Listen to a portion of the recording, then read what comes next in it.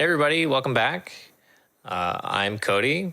This is my buddy Steve, and today we are joined by our good friend and longtime colleague, Jeremy Johnston, who lives in Hamilton, New York. He is a freelance audio engineer, and we met Jeremy back in, 2013, 2014, because we all worked / interned at the same studio in upstate New York. Jeremy has been a very influential and inspiring engineer for us when we were younger, and still continues to be super innovative and creative in everything that he does. And we thought that he was the perfect fit to bring on today as a guest for our topic of recording and diving a little bit more into the whole process of tracking, setting all the microphones up, microphone selection, microphone preamp selection, and just talking a little bit more about the different processes that we might go through depending on what our role is. So Jeremy, you want to tell us a little bit about yourself before we get started with getting into the meat and potatoes of everything? Sure thing. Hey guys, it's been a long time. It's great to see you both again. I'm an audio engineer. I've started in 2006, so I've been doing it for about 15 years now. And I worked at and ran a studio in Syracuse for about 12 years. And I've been freelancing now for the past 3-4 years. And I work on all kinds of projects, from music to movies and television and podcasts and anything audio, really. I've done a lot of touring as a front of house sound engineer as well. And I mostly these days work out of my home studio, editing and mixing and mastering records for clients. I also, as a freelancer, travel to other studios to do recording sessions at. And lately, I recently built a remote rig to take on location to record in interesting acoustic buildings, or any building I can find that has an interesting acoustic sound that I want to impart on the record. So that's what I've been up to these days. Cool, man. Can you tell us a little bit more about your mobile rig and kind of what you use to decide how to spec that out? Because I think that's something that more people are doing now, especially because equipment is becoming more affordable, laptops are becoming more powerful. So yeah, just take us through kind of what you've got, what you feel is really necessary for you to do what you do. Yeah, so I'm trying to do something that's really easy to move around. I record in some really interesting and kind of strange locations sometimes. So for me, it's all about portability, and also being kind of scalable depending on the size of the project and what we're doing. So right now I'm using two Apollo 8P preamp, interfaces. Mm-hmm. So they're each 8-channel interfaces, and I have a whole host of UA plugins that emulate classic preamps like Neve and API stuff. Right. And then I have, a collection of mics that lives in a Pelican case, and, all the necessary headphones and cables and stands and snakes and all that stuff. It all fits into my car kind of have a system for that, to be able to show up and unpack and be ready to roll in an hour or a couple, maybe 2 hours. Gotten pretty quick with the setup on that. Cool. Yeah. So up here in upstate New York, there's a lot of, small music venues, 100-seat, 200-seat rooms. Some of them are a little bit bigger. Some of them are churches. There's a lot of old opera-style music halls or opera houses. These were designed before amplification. So if you stand on the stage and play an instrument or sing, the shape of the room is designed to amplify your sound out to the audience. So they're really cool sounding spaces.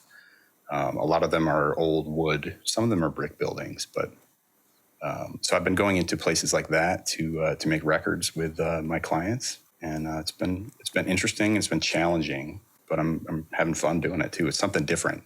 I worked in a studio for a long time where the rooms never really changed. They had one sound, and I got comfortable with the sweet spots, and I kind of knew where I liked to place instruments in those rooms and where the mics sounded the best. But after doing that for a long time, it becomes a bit of the same process over and over and over again. And doing something like this, where I'm going to a different location every time, it definitely is more of a challenge because you kind of have to figure those things out, kind of on the fly. There definitely have been some spots that I've gotten more comfortable in or have had more success in. So like, I want to go back to that place because I loved how the drums came out, or I love the vocal sound we got in this. So it kind of actually gives me more options because I can split that up and go do a day here and a day there. And, a lot of these places let you in for pretty low cost too. Yeah. So it's like low overhead. And yeah, it's kind of creative guerrilla recording that I'm doing.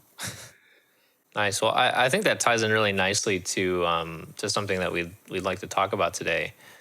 Especially because you're taking the time to set up every single time. Like you're literally like building your, not building the rig, but like you're building sort of a studio environment every single time that you do this.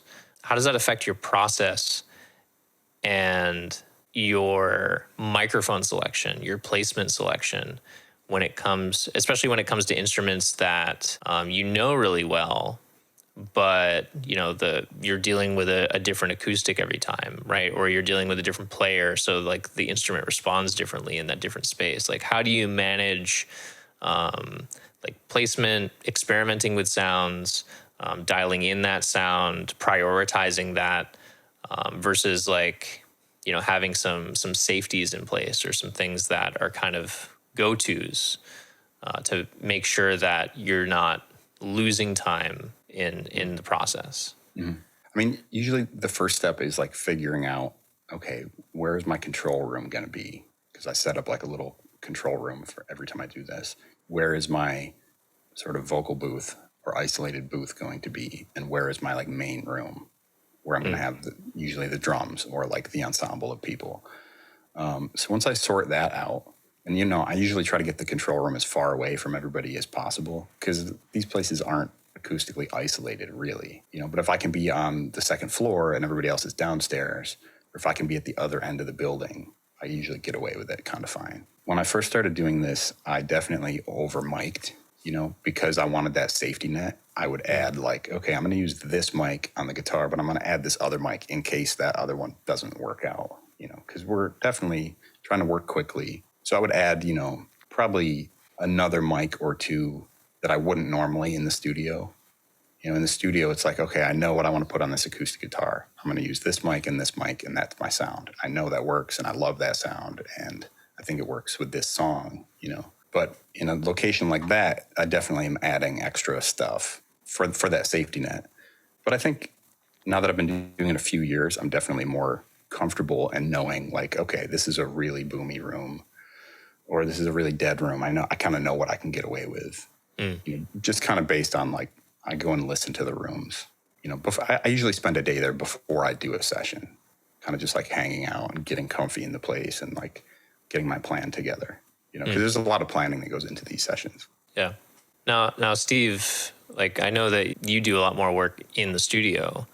So for you, in terms of your process, when you're tracking a band and whatnot in a space that you're familiar with, and of course, as we mentioned, like we all worked in the same studio for a period of time where we were all super familiar with the room, how it sounds, how it reacted. So there's a level of consistency there. How do you feel that changes the process? Well, I guess I would say first off, like one way that becomes unique in a different way is I often like it when people would bring in their own instruments. I feel like that would bring a lot more variety to the tracking. Other than that, I honestly would often push people to give me as much dial-in time as possible. That time between like when you set up all the mics and then they actually start tracking, I would often need like slow people down and just say, hey, like let's go through every single channel, make sure we really like how it sounds, and be critical, because frankly, this is the most valuable time we're going to spend sonically on the project at all. So it's almost like, let's just take, I don't care if it's 2 hours, let's just go through everything and make sure we really are digging how it sounds. That's often a big part of when I'm doing something like that. Yeah. And I would say, unfortunately, it's part of the process, like I can say that because I do a fair amount of tracking myself, but as of late, I've been doing more mixing and mastering. And when I am tracking, it's in a live environment. So it's not so much about like tweaking things to get it right. It's about making sure that it's going to minimize feedback and things like that. So it's less ideal placement. But so often, I think there's this mentality that tracking is not where you spend your energy or where you put your money. To not to like break it all down to money, but that's like, besides pre-production, this is like where everything is born. And so if the proper time isn't put into that to really like get it right, then it's just kind of downward from there, right? Like you can only get as good as it was recorded ultimately. We can do a lot of fancy things in mixing and post and whatnot, but it doesn't replace good tracking. Yeah, I would honestly say, like, anyone who's a new engineer, this isn't meant to be offensive, but I feel like that moment like separates the noobs from the people who've been doing it for a while. Like, you almost want to be able to make quick decisions and go, that sounds like ass. We need to do something about it right now. You know what I mean? So yeah, I mean, I think it's a super valuable part of the process. Where are you guys on the commit train?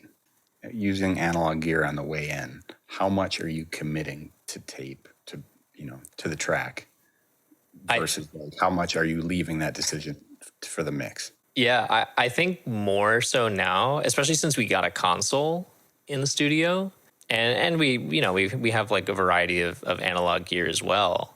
It's become more a part of that process, because also the benefit of having an analog console is to be able to do automation analog as well, which whole different topic, but like I've been getting super into that lately because it's awesome. It's super cool. And not as like esoteric as I think some people make it out to be. But yeah, like the issue that I found, and this is true also of tracking, I think a lot of times, is that people get so concerned about having everything as clean as possible now, to the point, or like as pristine and like isolated and like uncompressed, uneq'd, untouched from the raw, so that so much can be done in post. But it also just becomes this like analysis paralysis of like all of these options when you start doing all of these things in the box all the time. Now, of course, it's like if you have a tweak heavy client and you know that they're going to be like super nitpicky about a lot of those things, then maybe it's a better option. But honestly, it's like, especially in the tracking scenario, when I know that I'm taking it to the next stage, when I'm taking it to mixing, or I'm taking it to my business partner for mixing and mastering, yeah, like eliminate those options so that you can really commit to a sound from the get-go. I would say that when I'm not the mix engineer, when I know I'm sending it out to somebody else, I will do less of that personally, especially if it's a mix engineer that I'm unfamiliar with. And that changes my tracking process considerably. So do you do less, like basically less EQing or less compression on the way in because you don't want to go too far and then give it to that person? I think certainly less compression, because everybody's got their take and their flavor on compression. For some people, it can be really difficult, I think, to work with that. Like I also do a lot of mastering as of late, and trying to correct bad compression on a master can be really difficult.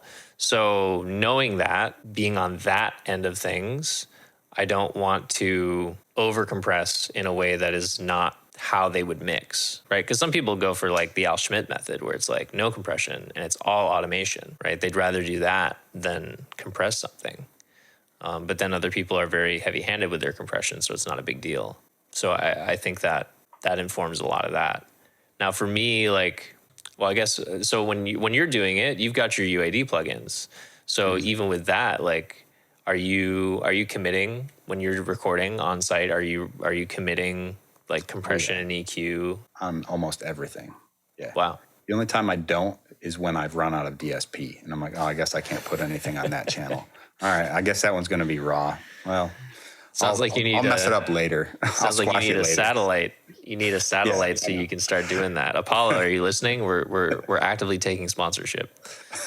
Yeah, I got an Apollo over here too, so send us some stuff. We've got 48 channels of Apollo in our studio as well for our SSL. Nice. So Nice. we're doing it. Yeah. So now, does that are you often taking the projects that you track to mixing as well? Yeah, I would say like more than half. Yeah, more than half of the projects I'm also mixing. So how does that, like, be in the knowledge that you're not going to be the mix engineer? How does that change your process in terms of mic placement, mic choice? Well, in this case, DSP on the way in, and committing those to tape. I kind of look at it, okay, I would say everybody has to at least once go too far to really learn that lesson of like, okay, I screwed this up because I went crazy on this EQ or this compressor on the way in, and now and I'm mixing it. And I'm like, oh, I wish I didn't do that. Like once you do that once, you probably won't do it again because you will know kind of where the line is. But you have to find the line. And once you do that, then I think once you kind of know where that line is, you can be more confident in your choices. And I also look at it like this is how the artist envisioned this song. Like I'm working very closely with the artist on the sound that we're capturing. Like that's just as important as the arrangement. And so I think when we're recording something that way, you know, we're committing to the performance as well. So right. I think, you know, I'm working with the artist to say, okay, we're committing to this performance and we're also committing to this sound. And if you're on board with that and I'm on board with that, then the mixer is going to, you know, only make it better. Yeah, I think that's sort of my approach these days. And I'm less concerned with, I mean, sometimes I will say this on a vocal. Sometimes I will put another vocal mic up and leave that kind of clean, you know. And if I have another vocal mic that I'm like not destroying, but you know what I mean. I'm really giving it the sauce. Yeah. I'll take a clean one as well next to it, just as a safety. I can do that for myself anyway sometimes.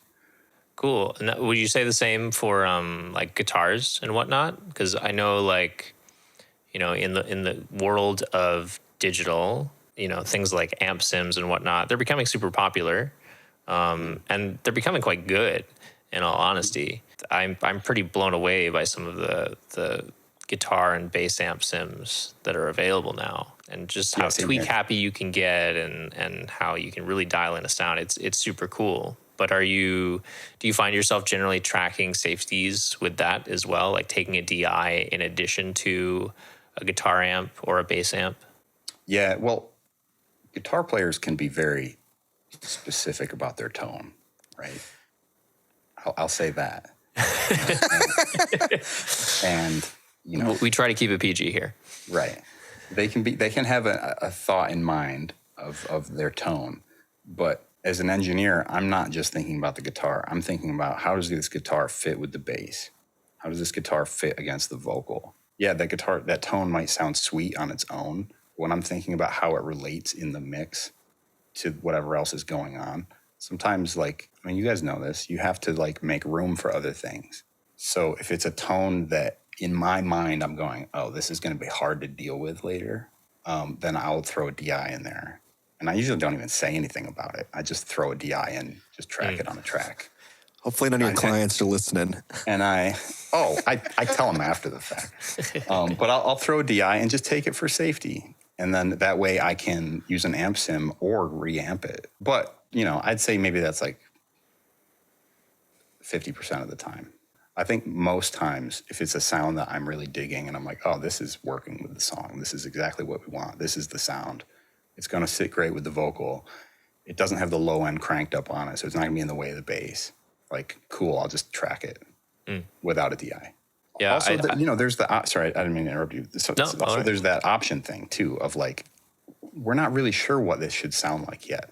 Like, we know what the part is, but we don't know, like, really what this tone needs to be yet. Then I'll also take a DI in that aspect. Would you say that ends up being more true when you're tracking maybe musician by musician, as opposed to a full band. Because I would say that, at least in my experience, it's like sometimes the guitar tone, like the tone in real time in the context of the band, especially if you have time to dial it in and like really, mess with it a little bit, like that can really inform the tracking process and the performance. And so like changing it after the fact can end up sounding really weird. It's like over time, especially when you're, tracking and then mixing, it's like that tone kind of just like informs the vibe and the direction that things go. Especially if you're producing also simultaneously while tracking, and like encouraging performance and things like that as well. Do you find that you're doing that more when you're still building piece by piece as opposed to doing a full band, or are you doing it in both? Yeah, I would say it's usually when it's piece by piece. That's usually when that happens. Rarely it's with the full band. If everybody's playing together, usually, they all can tell really quickly this is working or this isn't because they're all hearing it all together, I think when I used to work on a lot more like heavier music, that would indicate like a DI usually, because some of those guitar sounds can be pretty extreme and like take up a huge bandwidth, and it also really depends on like the experience and the history of the player. I think that tends to be with more younger players. I'll take a DI with, because, if they've made 5 records, they know like how to dial in their amp so that it stays out of the way of the other instruments. And a mix is really an arrangement. Yeah, I guess what I'm trying to say is like, if it's a heavier song, with a really big, loud guitar, I'll sometimes take a DI when it's a full band just for safety. But I usually don't end up using it. Usually we get it in the tracking. What about you, Steve? Well, I do really like to commit when I'm tracking. I like to be inspired in the control room, and I like to give the artist the sound that's going to inspire them. And oftentimes that does mean EQ and compression. Really careful about adding even reverb into their headphone mixes when they need it, any effects that they need to perform what they need to do, Sometimes it isn't as simple as, just toss the mic up, they're good. As far as guitars go, I've had really good luck doing both. A lot of times when I am tracking a cabinet, I do really enjoy getting in there with a set of headphones and moving the mic around, just finding the sweet spot. I think that makes a huge difference. There is no way you can just assume and just plop a mic up, in my experience. But I consider myself to be pretty modern as a producer, I guess I would say, in the fact that I do use a ton of DI and I do use a ton of amp sim plugins and stuff like that. So I guess whatever works for the project, I could see how for a live tracking, I would definitely capture a cabinet and try and use it. But when you're producing and adding things on top of things, and sometimes you're just inspired, hey, just plug that sucker in, bam, pull up an amp, boom. So it can go either way. I have a lot of fun doing either way. I've definitely had that experience, like you were saying, Cody, about like you tracked it live with a DI and then reamped it or put a modeler on the DI. And it's just like, something about it just doesn't sound right. Like that sound of everybody together, whatever tone they have, even if it's not like totally like there's something about the DI. It can just get weird like that. I don't know how to explain it. Yeah, it just doesn't quite respond the same way, I think, as a mic in a room. Like, it's not moving air. It is generating the sound, but the way that like we hear the sound, it's like it's not quite the same. It might almost be production dependent. Like for like the right song, the amp in the cab thing and the mic thing is just so perfect, and then for others, just plug it in. Yeah, sure. Cool. So kind of along that same line, talking about artists and them, a whole band tracking in the same room.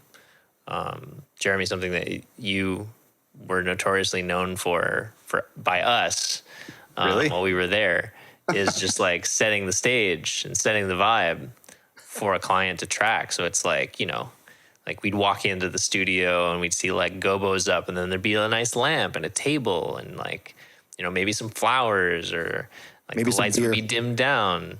What was that, Steve? Maybe some beer.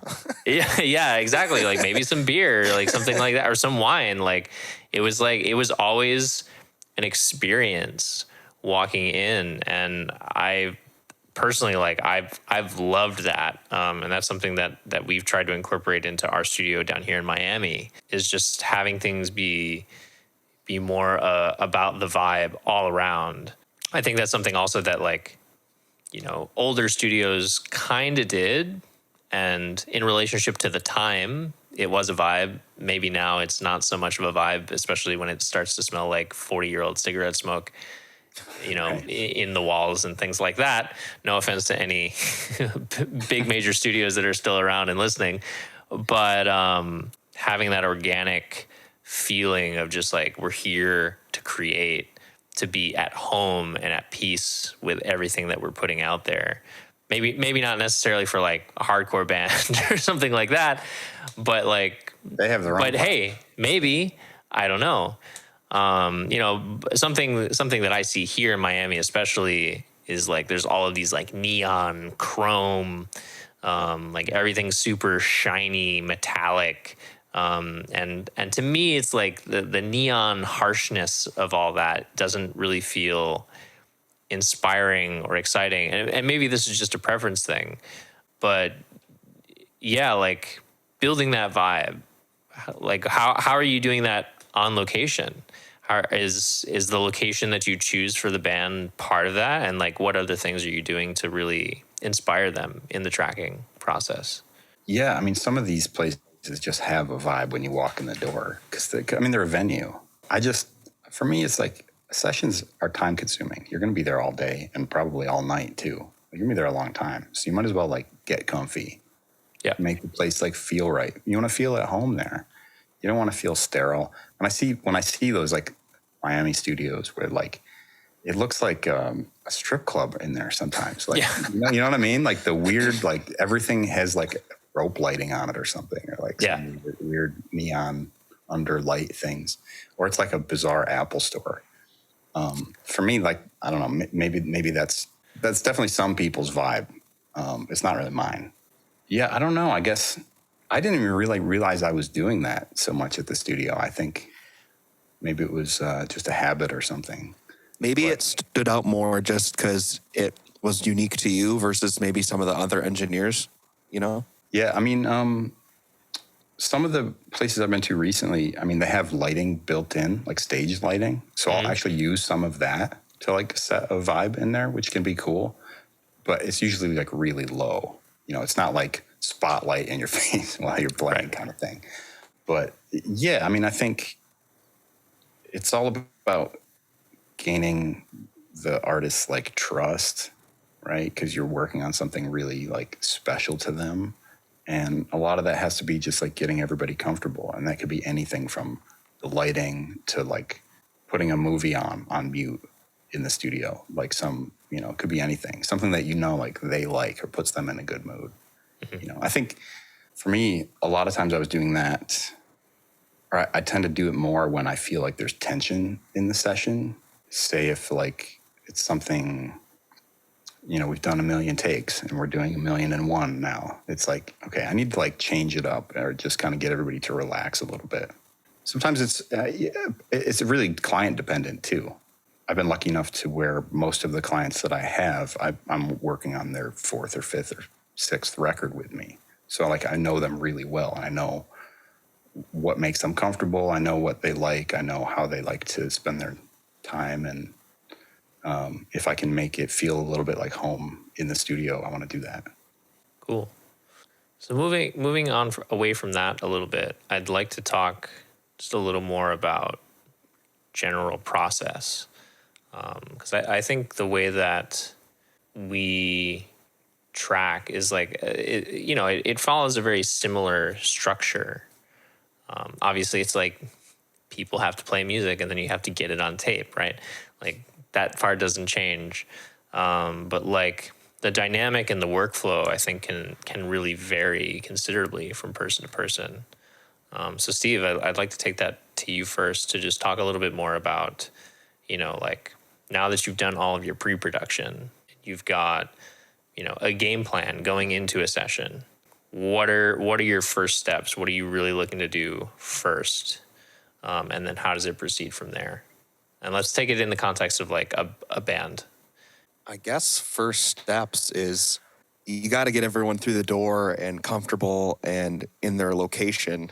Oftentimes, I feel like when any of us are probably doing something like this, we're kind of that first hour or two, you kind of feel like you're running around like a chicken with his head cut off. I feel like getting that part down smoothly, like, oh, you're going to be located here, you're going to be here, and just keeping cool and having a good vibe, making sure that everyone's comfy, having fun, having a good time, even through that part. Because, I think it's easy for everyone to like get into a vibe after doing 10 takes. They're like, okay, now we're starting to feel normal and comfortable. But I think you oftentimes have to get the mood light, even like right from the get-go, so everyone's in a good mood. But how do you do that? What's your go-to? I don't know. I just usually say a lot of silly, dumb things. Well, joking around with them helps. Yeah. It totally helps. Yeah.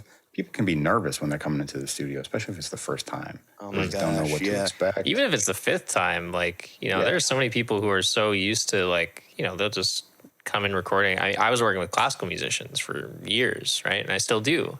They're playing in a practice room. You throw up a mic and it's a whole different ball game for people. It's like there's a whole psychology with tracking. It's wild. Yeah, I mean, For I've sure. I've gone as far as to like set up gobos before to like block off what people can see. I feel like oftentimes like the nervousness can come in when people think they're looking at them. So I've done it before. I'll put two like gobos in front of them and I say, look, you're just in the shower now.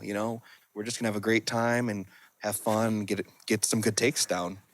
Don't act too much like you're in the shower. Yeah, that's what I was saying. I was like, I don't know where this is going, Steve. People sing in the shower. But yeah, especially if you're in a studio that has a hallway with like a glass door and people are walking by and kind of like rubbernecking. It's that eye contact. That's distracting. Yeah, you can block that off. You don't want them to see that. Yeah, especially a multi-room facility or something like that. It's that separation, I think, is massively important. Yeah. I've worked with a lot of timid clients where I even separate them from me. Like they don't even want me looking at them. Like I don't know if they're just supposed to be that timid, but it really does make a difference. It sets the nerves way down if they're super nervous. I've definitely had that experience that you were talking about, Cody, of like, especially with classical musicians. Like as soon as you put the mic in front of them, they're like inching away from it.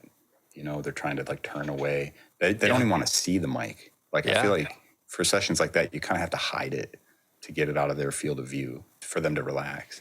Yeah, it's moments like that when, the ability to like hang mics or something like that is really helpful. Because like seeing a stand or like a camera, like when I'm doing audition recordings even, it's like it just creates a whole different level of pressure for them. It's a shame they can't all get mic'd from the back like a French horn. Yeah, right. Well, it's interesting you mentioned that, and I'll share this. I have to find it, but there are actually lots of valid recording techniques of recording a musician from behind with a stereo pair, and it's pretty amazing actually. The sonic quality, it can be really it can be better oftentimes in a lot of ways, and I think that brings up a really good point of just like tracking in general, is that sometimes like the direct microphone on the instrument or like being super direct about like how you're capturing something isn't the best way to capture it. Like something that I learned from my work at New World Symphony, because everything is a production there, which is awesome. Like lighting and video is always involved. Projection is involved in some capacity. And it's something that we had to be really mindful of. So things had to disappear. We couldn't get ideal placements most of the time. The only thing that was not really a compromise was the main array above the conductor's head. Everything else outdoors? No, it was indoors. Indoors. Okay. So there's a concert hall, and then they have these large concrete projection sails. There's 5 of them, and then like you can hang microphones from this upper cloud catwalk area, and then you would pull it to the side and either like use a boating anchor and some fishing line to anchor it into place, get it into a position and whatnot. And sometimes we had to do some really like innovative, creative things in order to make that happen, to make sure that it wasn't in a camera shot, or that it wasn't causing a shadow with lighting, or like getting in the way of projection, things like that. But like mic placement isn't always as straightforward as like, here's the sound source. Here's like where the instrument makes sound, so this is where I should put the mic.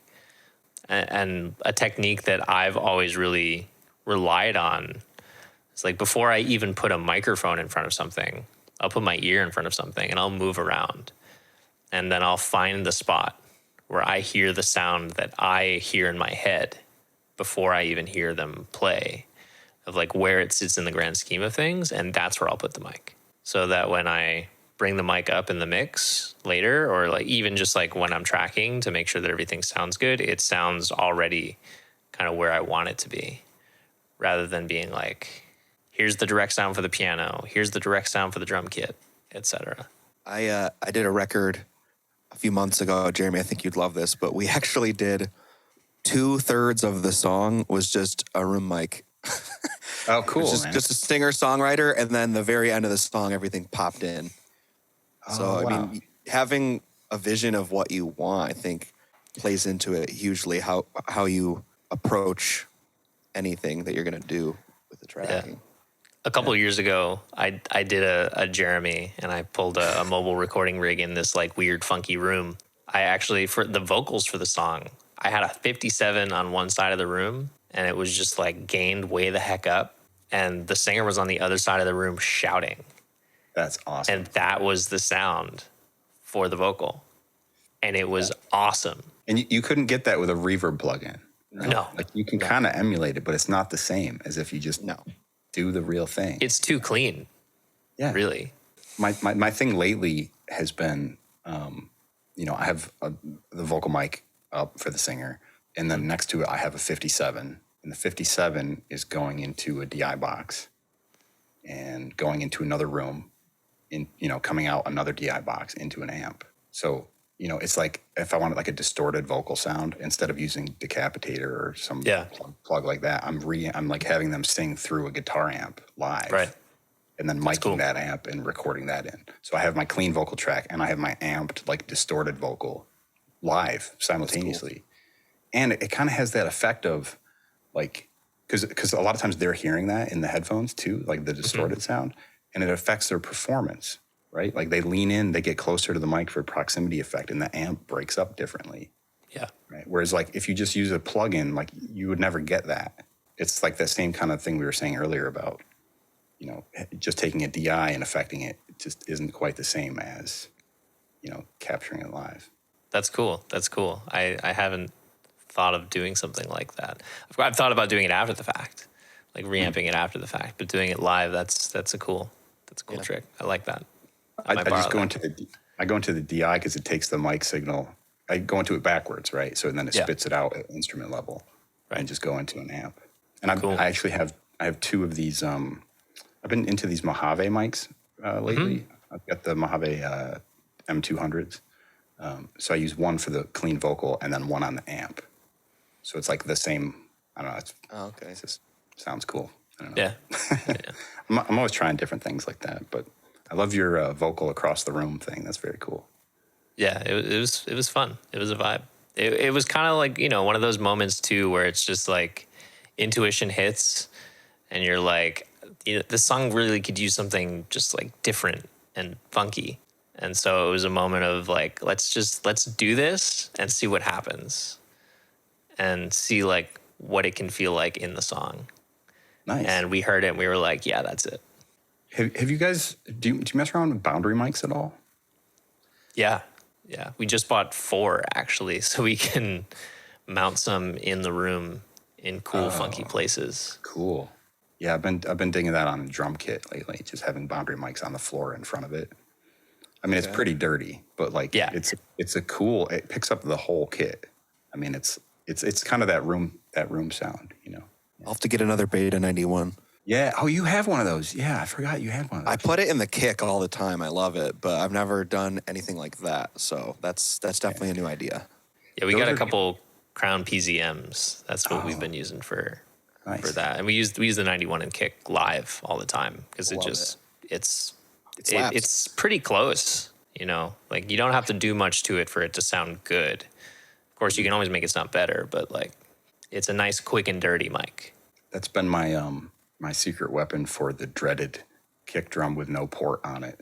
You know, when you get a kick with no port, and it's like, I feel like that's a really difficult kick to capture well, especially in like a rock setting. You know, Yeah. because you can't really mic it like with a 52. It's or, true. like, Yeah. it's difficult. But that boundary mic in front of it, like, it sounds great. It sounds like it does. There's so many other mics that I've tried on an unported kick drum that I'm like, it just doesn't sound the way it does in the room in front of me. Yeah, and that's probably cool for like a blend. Like I just bought a Warm Audio Fat 47 style, and I love blending those. But just that alone with nothing else, no port, that'd be a nightmare. Right. Yeah, it's tough, man. They're so ringy, and it's just hard to. There's like no articulation. You know, you mic the beater side, but even that's always weird for me. I haven't had great luck with that. We talked about miking the beater. It's just never really worked for me. I've done it a bunch. You got to be doing like metal or something. I always throw it out because it just never really works. It kind of like, for lack of a better phrase, it kind of sounds backwards. Like It does, yeah. it doesn't sound right because you don't hear it that way. Like only the drummer hears that. And I mean, this is something that we can talk about in the mixing episode, but you know, like people have different preferences. It's like drummer perspective or audience perspective. And like for some people, like live, it's one way, studio, it's the other way, period. No exceptions. Other people will experiment depending, but like, that's one thing that it just, to me too, it just feels weird. So I have to ask both of you, what's your drummer perspective go to? Like, you know, day to day. Not drummer perspective. I mean, panning perspective. Yeah. I used to do audience perspective all the time. And that was because because of my classical music perspective, right? It's like when I'm doing classical music, like I have my main array and all of my panning is dependent on the main array. So of course I'm going to match it to be what it is from that perspective. Because I'm capturing it, like I'm trying to match what the conductor's hearing, essentially. Right. But I've started doing drummer's perspective panning for studio. For live, I still do audience perspective. You mean for a live record or like a live sound mix? For a live sound mix and a live record. Yeah. I always do drummer's perspective. It just now occurred to me that I've been even doing it for live stuff. It's just the way I'm used to hearing it. It must be a curse of being a drummer, I guess. That's just how I always do it. Pan the rack tom a little this way, floor that way, boom. See, I'm not a drummer, but I play air drums in the car, you know? Yes. So I gotta have drummer's perspective so I can do my tom fills while I'm driving, you know? But yeah, for a live record, I usually do audience perspective because I'm trying to match the audience's perspective, you know? Yeah. Well, okay, so this brings us to an interesting thing similarly, like somewhat in the same vein, but a little different.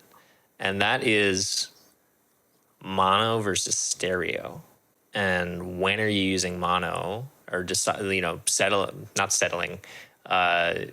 determining that mono is the way to go versus stereo. And then when you are doing stereo, like what technique are you using and why? I think that's something that, like, for me at least, knowing when to choose mono versus stereo is something that definitely comes with a lot of time and experience, especially if you're the one mixing the record, and learning like when it works and when it doesn't, and when certain stereo techniques are better in certain scenarios as well.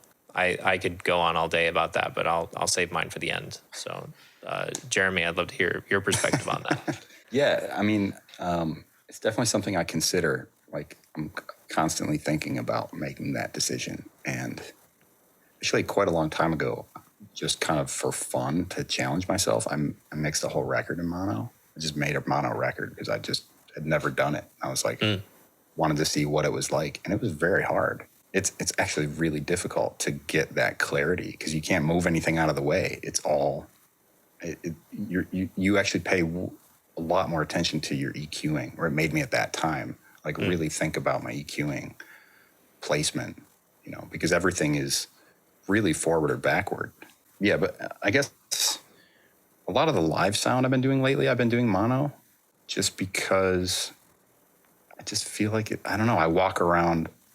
I spend a lot of time on the iPad when I'm doing live sound. I'm moving around a lot because I want to hear what it sounds like all throughout the venue.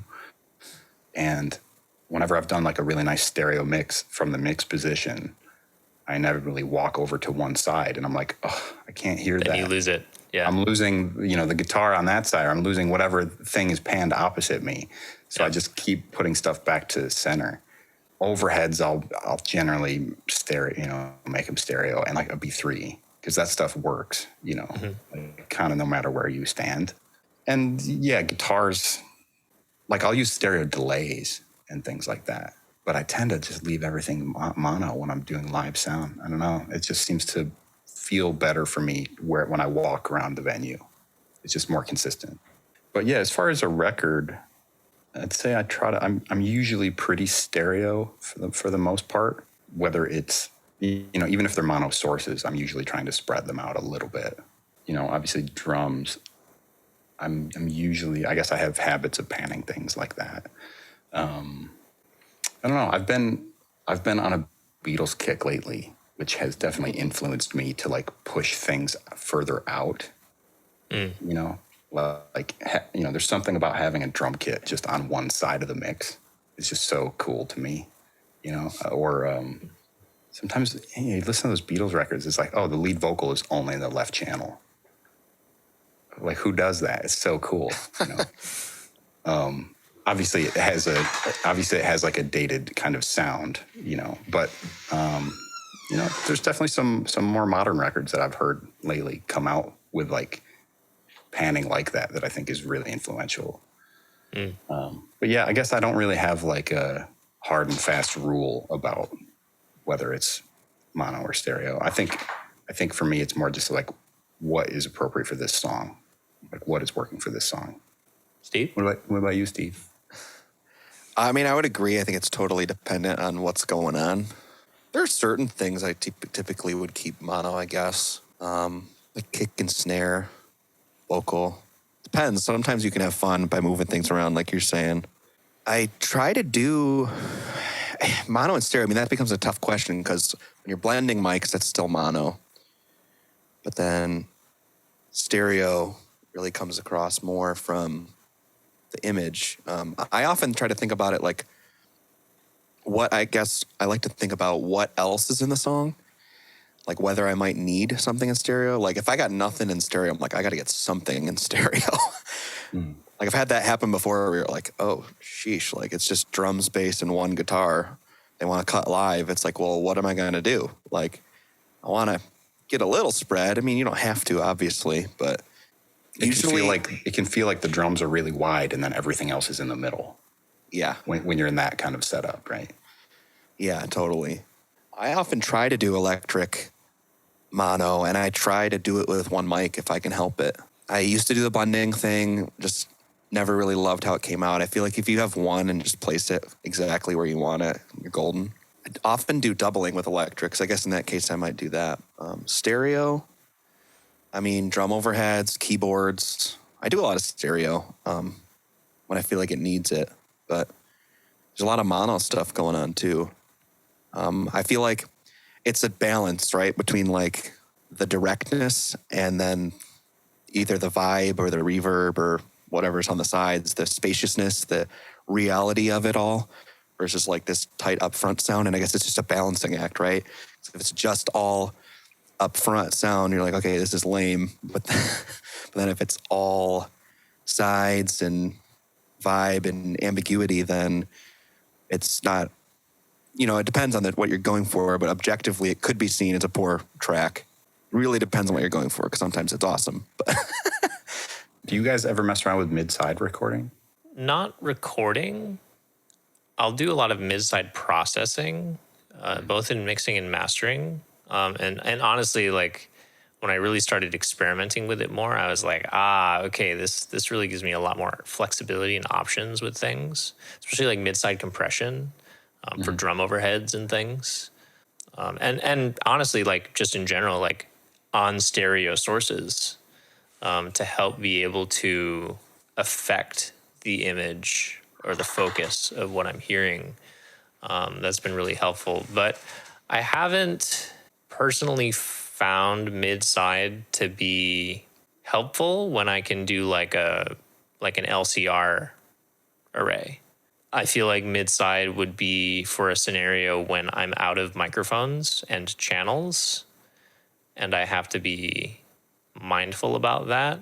But that's not usually the case for me personally. So I would sooner go for an LCR setup than a mid-side setup personally.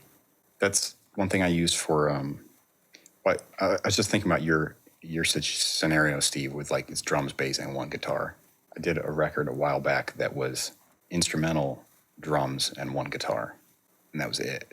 And it was really cool. It was very complex music, but I was kind of in that thing. It's like, wow, I have these drums that are very stereo and a cool room sound, but the guitar it's one guitar. Like I need to figure out how to spread it out.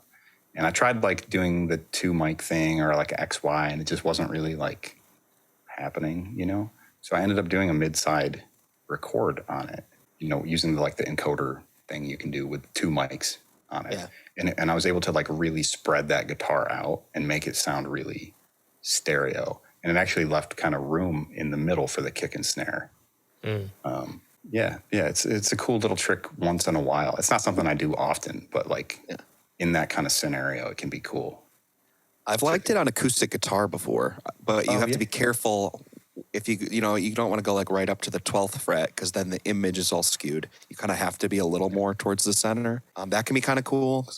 I feel like mono acoustic guitar can be great. So then you just have that option to just push the edges up, which is cool. I recently did a record that was kind of a little more old school, like 70s vibe. And I actually did a close mic on the electric, but then did a set of room mics too. And that was really cool. You could push that up and go, whoa, wow, that really added a lot. I don't do it very often, but for that project, it really worked because it was a 3-piece.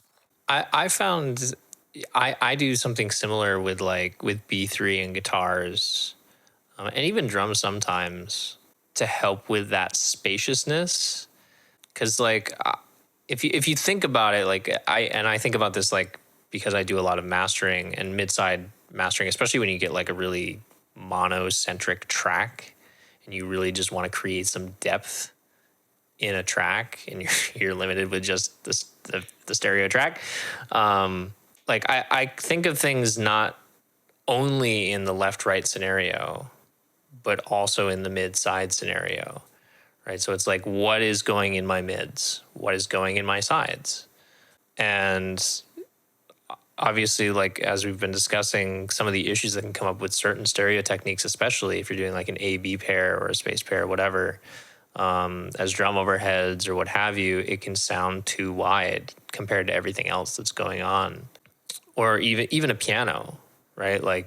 Doing a stereo pair on a piano, if it's panned all the way, or it sounds too wide and then you pan it kind of in, but then it doesn't quite sound right because it doesn't sound full. Right. So it's what do you do? I feel it's because you're losing that side information and you want that side information, but you don't want it to be direct. So putting room mics out behind baffles and spacing them wide apart, not in a stereo array, but just having them still more or less even in how they're placed, symmetrical more or less, so that the balance is more or less the same. And having those hard panned. Say again? You measure them out, from the source to the room? Not precisely, not super precisely, but I'm not having one super close and then one way the heck over in the corner or something like that. Yeah. But having that and then panning that hard to the sides and then having that there, having it present but not like super forward in the mix, then having my more direct mics maybe a little more focused in the center. So you still have that side information, but you can have the focus and clarity towards the center. That's something that I found really, really helpful.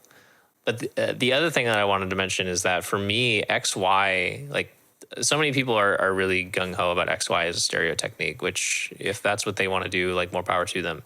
I personally don't feel like XY is actually a stereo miking technique. XY for me is when I have a really big source that I need to be mono, but I can't cover it with one mic.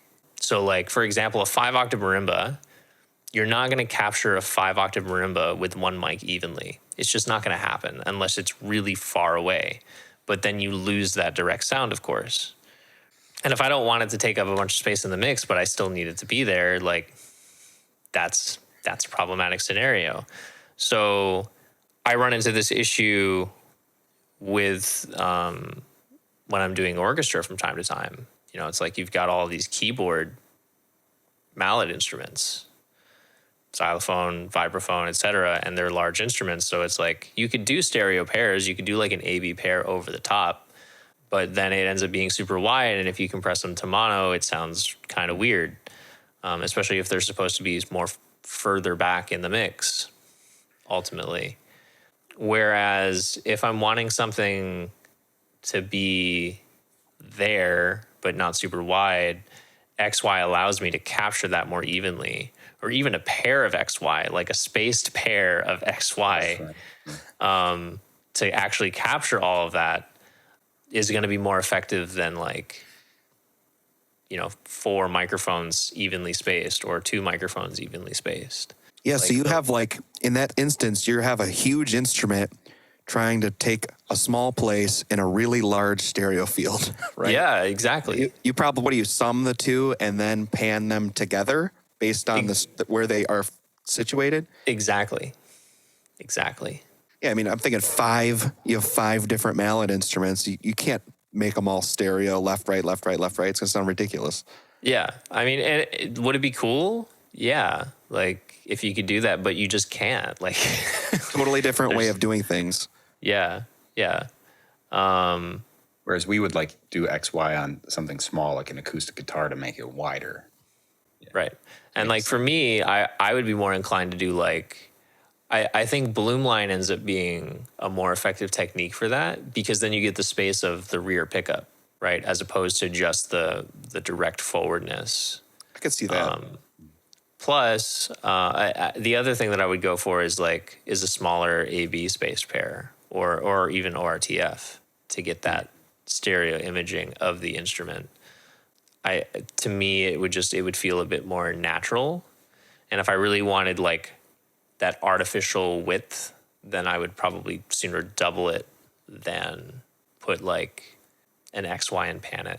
Sometimes when you do that room mic thing you were talking about a minute ago, if you kind of nudge the room mics in time by a few milliseconds, you can, that can really help with the stereo thing too. Or to make them sound like they're not even room mics. It just sounds like it's part of the sound. Mm-hmm. Like if you nudge them forward so they're kind of like right on it. Yeah. You get rid of the length or the decay, and it's really just like more dimension around it. Yeah.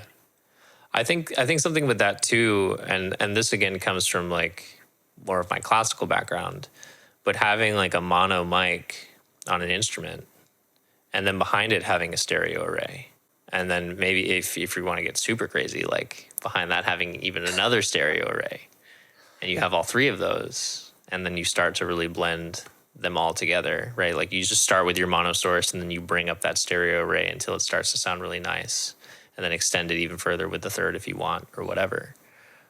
And that can be really nice. It gives you that natural depth, a really natural room sound, and stereoization, and still allows you to sort of control that focus without having to worry so much about like phase relationship. So what's cool about that is I feel like when you're getting some vibe like that, you're getting a unique stamp on your sounds, right? So like anyone can stick a 57 on a Marshall in any location and get like a tight sound, you know? But when you start doing stuff like that, it's like, oh, this has like a sonic footprint to it, a fingerprint, you know, where it has a uniqueness to it where it's not the same as everything else that's out there, which is pretty cool. For sure. Yeah, definitely. Have either of you ever had the pleasure of recording bagpipes? I have. No. Oh, Cody, you're missing out. You're missing out, man. I don't know how I would handle that, to be honest. They're so loud, you just put the mic anywhere. You actually have the guy stand outside the studio. You keep the mic in the live room and record. Meanwhile, you take a flight halfway around the world. Yeah. You're like, all right, I'm good. So I recently had my first bagpipe experience. Did you DI it? And I had to DI it. Right? Reamped it. I had to figure it out. And I was like, wow, this is a new thing. Like, I've recorded so many instruments. It was exciting to have like a thing I hadn't really dealt with before. And I was like, all right, I got to figure this out. How do you capture these things? And they're freaking loud. I mean, it's like the loudest instrument I've ever. Yeah, for real. It's louder than any Marshall stack or any drummer. I could not believe the volume of these things. Wow. But so I kind of like talked to the player, like, tell me about this thing. Where does the sound come out? Because it seems like it's coming from everywhere, you know. And there's this pipe in the front called a cantor. That's like the kind of flute. I know I'm butchering this, and people are gonna hate me for messing up the terminology.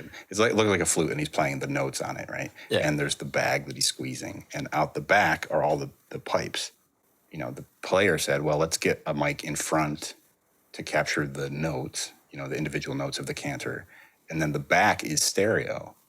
You know, these pipes are all putting out different drones, right?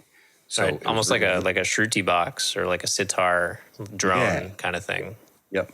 So it was really important to have a stereo thing happening in the back and then mono in the front to really capture like everything that he was doing. But yeah, what you were just saying about like a mono thing in front and stereo behind. So like, so business in the front, party in the back. That's exactly it. Exactly right. Yep. See, how did you do them, Steve? You said you did some bagpipe recording. You know how it is in the commercial studio realm sometimes. This was like sprung on me. There's probably like 20 minutes left in the session. Like, by the way, the guy in the kilt's about to show up. Yeah. Yeah. There was an 87 up. I just put it like 8 foot in front of him and said, play. And I was actually surprised how good it sounded. Yeah. Right. So, and it was in the context of a huge track already. So it definitely did the trick. I could see how if it's more of a feature, what you're talking about would probably be awesome. Yeah, to have like a stereo image thing. Yeah. Yeah. One thing I didn't know is that like you can't just start playing. Like you have to start squeezing first and like get all the drones to activate. Yeah, like warms up. It warms up, and that takes like it takes like several seconds. Yeah, because the pitch isn't right at first, right? Yeah, you got to keep squeezing to get the pitch correct. So there's a lot of like lead in before the part where it enters in the song. And then you cut that out, obviously. It's blasting, and then you're waiting for the punch, like sweating a little bit. Like, yeah, it was very cool. What's the most like interesting, unusual instrument you guys have had recently to deal with like that? I don't know about recently, but at one point I had to record a hammered dulcimer, and that was really cool, super unique. Also, like in the classical music world, especially with contemporary compositions. Actually, this is a better story. So a lot of contemporary composers, they will write for all sorts of crazy percussion, all kinds. Anything from like amplified cactus to like, yeah. I've seen that before. Or like buckets of water with like a bell in it or like something super funky. So I did this piece recently, and I'm forgetting the name, but it was a piece by John Cage. Okay, which yeah. is very super Classic. innovative, super creative, like really, really cool music. But I had everything from like, this was just like a whole array of things. There was like a vibraphone with playing cards on it with rubber bands strapped around it. I had to record buckets of water being poured into each other. Like a duck whistle in water. What else? There was a radio involved, like an old timey radio that was being dialed throughout the entire piece. And like all of this is in the context of one thing. So it's like I have to think really creatively of like how are all of these things going to fit, because it's an array of instruments around them. And so it's like, where do all of these things fit in this mix? Because it's supposed to be, at least the way that he really likes his music, it's like things are very, very direct. It's not a very like roomy, spacious sound. So like, it's like, how do you actually capture water pouring into a bucket in stereo? Do you capture it in mono? Can you hear it in stereo? Like, How do you keep the mics from getting wet? yeah, it's like super. So you know, a different problem, different scenario than like a new instrument that's brand new. But sometimes you have to get some really like funky creative solutions to capture everything. Like we ended up putting a lavalier on the radio to get the radio so that it was super direct, so we could kind of control the balance of that in the context of things. But the other thing is that it was bleeding into everything else. Right. So it's like sort of planning for damage control while also capturing everything in an accurate representation so that it can sit in the right place. I think like a year or two ago, I did a project with an array mabira, which is a 5-octave kalimba. That was pretty Wow. interesting. There was a guy who was playing this thing, and he would do spoken word over it. He's an author from SU. And it was pretty cool. But me, it was interesting. I had no clue at first. I got the mics out and I'm micing it up, and I'm like, what the heck? All I hear is little flicking sounds. Honestly, the best way to capture it was with a DI. I brought some Avalon DIs in and plugged it in, and it was like, oh, that's the sound that it's supposed to get. I wouldn't have expected it. I guess you should just always be prepared to try something you don't expect, I guess. It was super cool, though. We were able to douse it with reverb and just get this super vibey sound. It was like the first half an hour, like, how the heck are we going to do this? Just trying stuff. Have you ever recorded a professional gong player? No.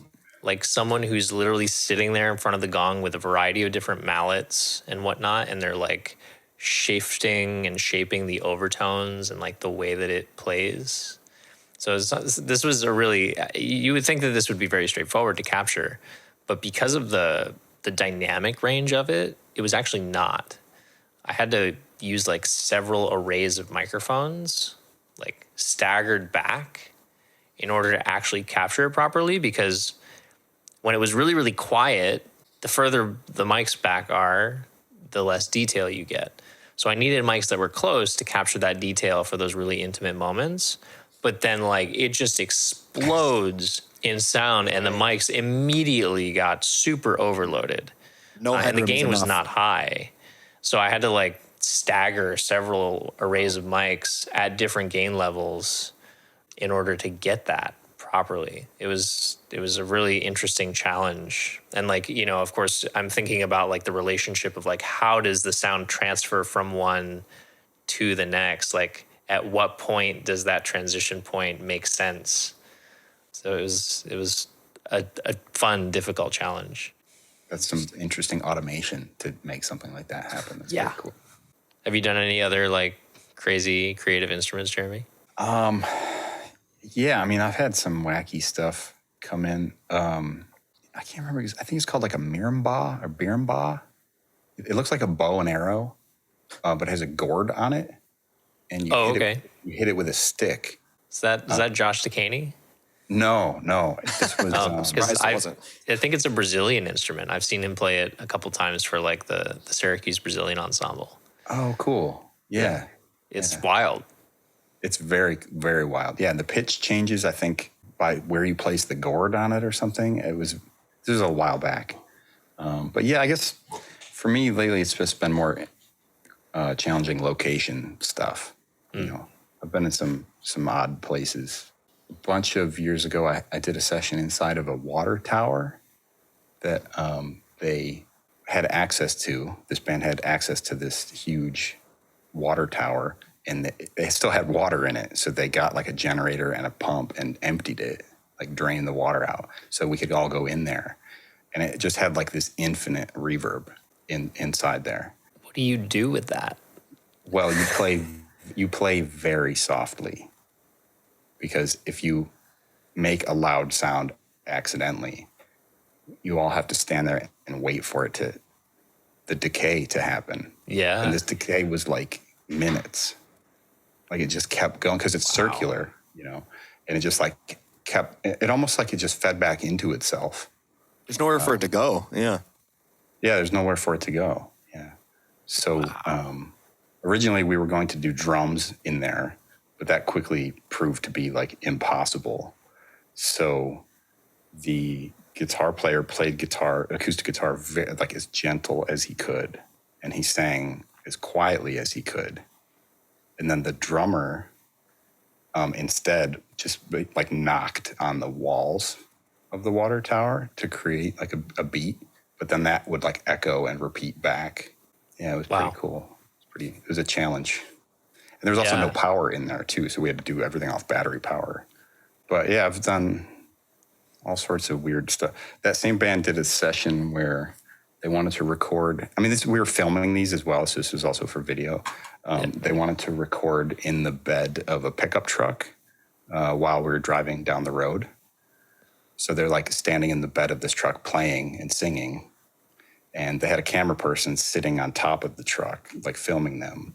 And I was in the front seat with a laptop and an interface plugged into the cigarette lighter to power it, you know, and then mics going out the little window of the truck out into the bed, and like I had a mic on each one, and they're singing and playing. And it was like, man, we're picking up a lot of road noise. And they're like, yeah, that's part of it. Actually, we should get a mic on the road too. So I hung a 57 out my window and just like dragged it on the road while we were driving down this dirt road. Just to, you know, if we need to add some more of that in there.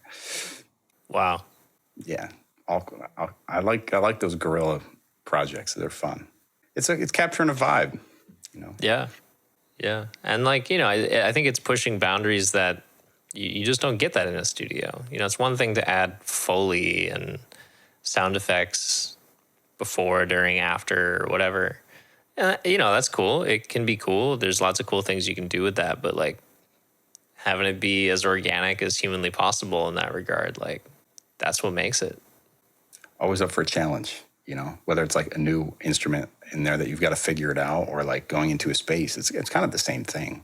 You know, you have to like figure out, you know, where to capture the best sound and how to capture it. And also like, how does it relate to the song, and give yourself enough to work with too, which in a lot of these is like adding it, like you said, like a DI or like a safety thing, or an extra mic that's clean or whatever. You know.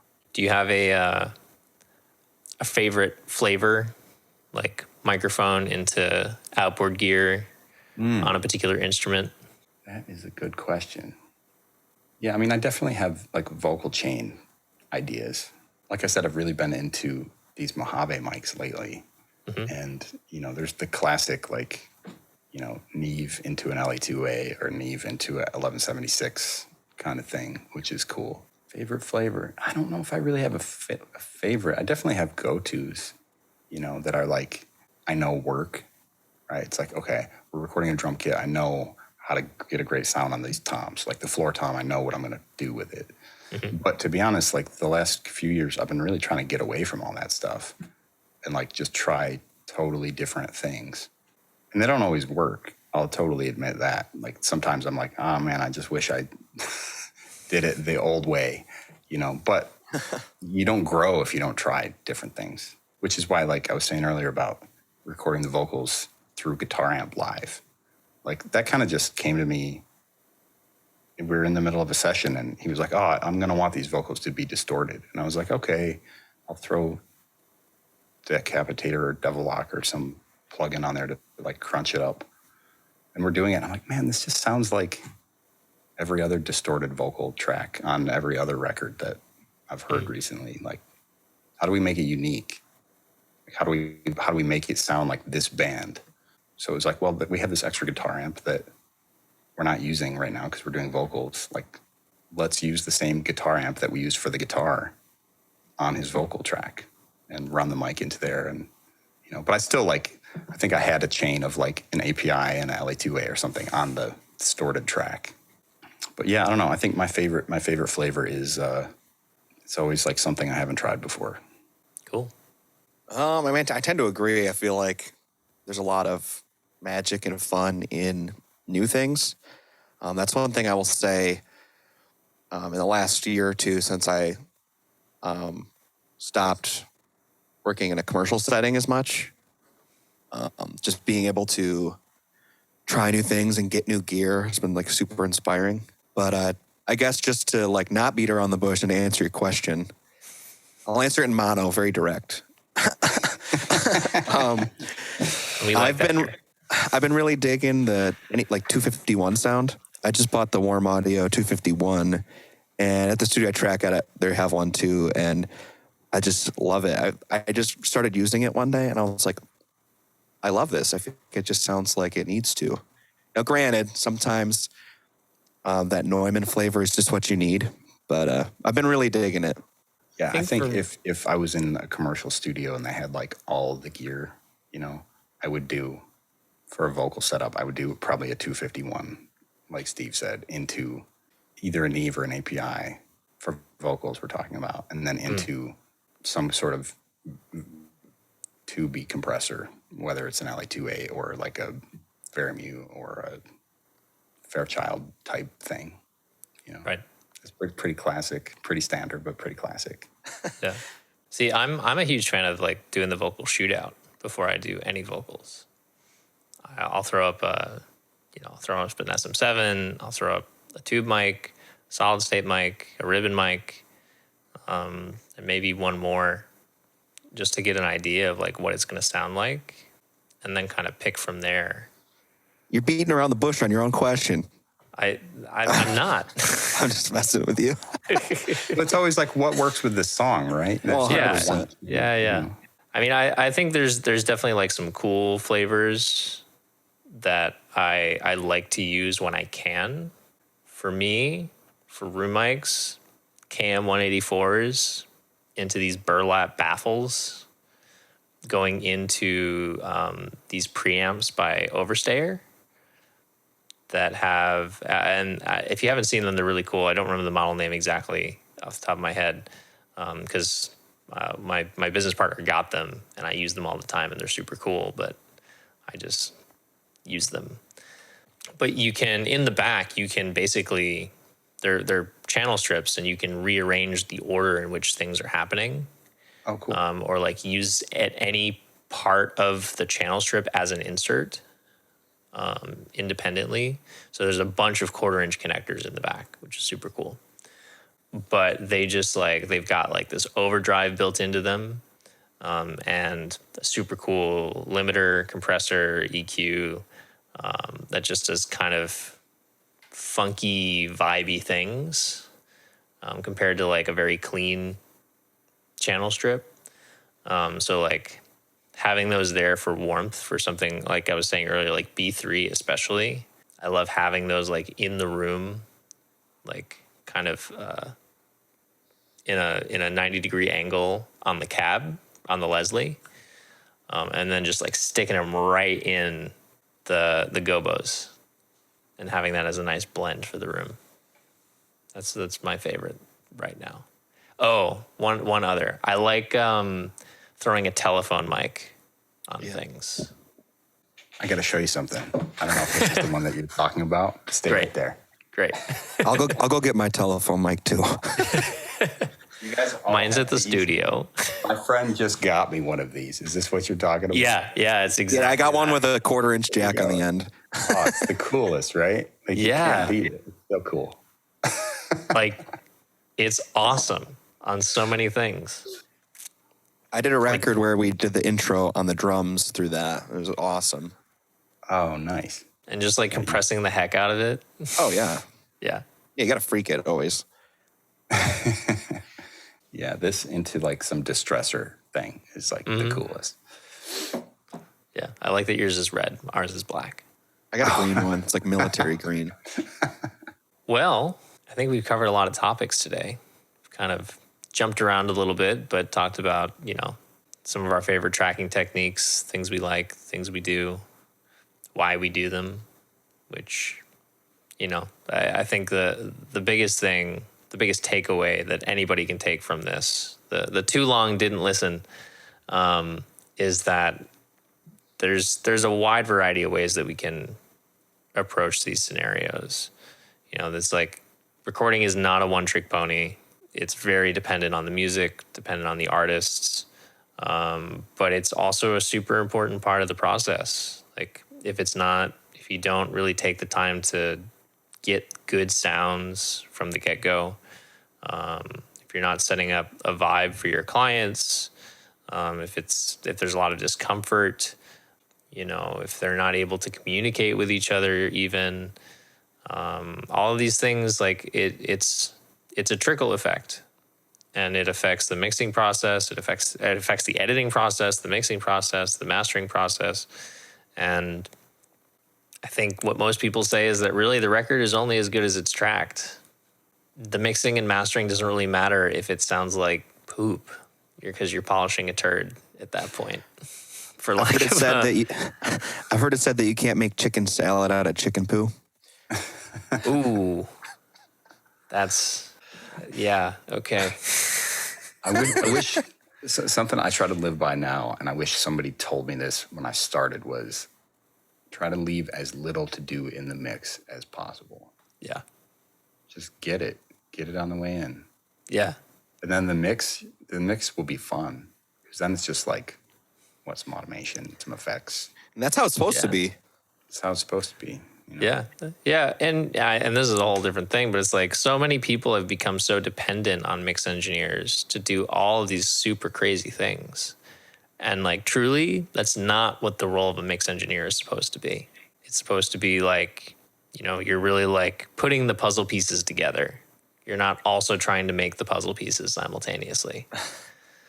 Right. Or fix the puzzle pieces, for that matter. That's a good way to put it. That's not the job. Like, yeah, I agree with you, Jeremy. Like, I want whether it's me or somebody else, like, I want whoever's mixing something that I track to be like, hell yeah, this is awesome. Like, this is going to be a lot of fun to mix. Because it sounds good, it feels good. And or when they say like, oh, I didn't really do much. Yeah. I didn't really need to do anything. Like when I brought up the faders and it sounded good. Yeah, when a mastering engineer tells me that, I'm like, awesome, I did my job. Yeah. And their job. Yeah, basically. They're like, oh, great, I just paid you $250 to listen to it. Yeah, right. And to give me a thumbs up. Perfect. Yeah. All right, man. So before we go, Jeremy, if anyone heard this episode and they're like, this Jeremy guy is awesome, I love him, I want to work with him, where can they get more information about you? Oh, good question. So I don't have any social media whatsoever. I've made it extremely difficult, except I do have a website. It's just my name. It's jeremydanieljohnston.com, and that's also my email address. So you can get me one of those two places. Awesome. Well, thanks for joining us today, and maybe we'll do it again sometime. Yeah, I'd love to. Great catching up with you guys. Yeah, man. Likewise. Well, everybody, we appreciate you listening. And next time, we're going to be looking at the production and editing process a bit more. Production is kind of a little bit in the tracking process too, but these days it's moved over a little bit into the editing process. We'll talk a little bit more about arrangement, about some of the tricks of and things to look out for when you're in the editing process, when you're looking at drums, when you're looking at vocals and things like that. Some of the do's and don'ts that we've discovered over time, and we look forward to tuning in with you on the next one.